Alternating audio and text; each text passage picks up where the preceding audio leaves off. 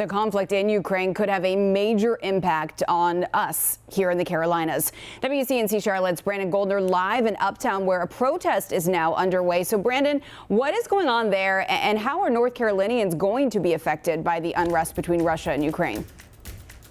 Well, we have a couple dozen people who are out here protesting. They actually took a moment circling around Romare Bearden Park singing and really chanting. And it is a lot of people out here right in the middle of Charlotte. Meanwhile, North Carolinians are expected to also get impacted by what's been going on in the Ukraine.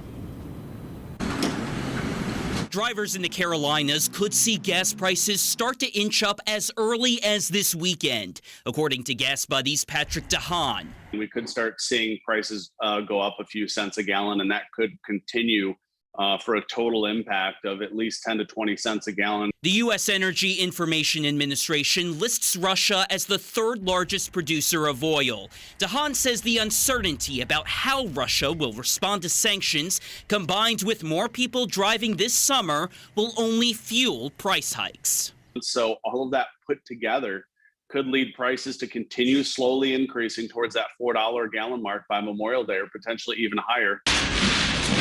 In his Thursday afternoon news conference, President Joe Biden says he'll take steps to limit price hikes. We are actively working with countries around the world to elevate collective release from the strategic petroleum reserves of major energy-consuming countries. And the United States will release additional barrels of oil as conditions warrant.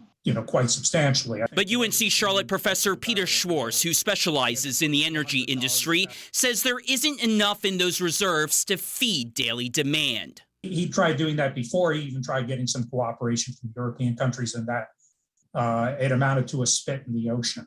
He says drivers may need to think about options like carpooling or riding the light rail. Think a little about how you can be flexible, because there's probably going to be some unanticipated things that we just can't anticipate at this point. As protesters begin to march around Romare Bearden Park again, coming up at 6, we'll tell you why, while some people here are protesting, others are glued to their phones helping out their loved ones in the Ukraine.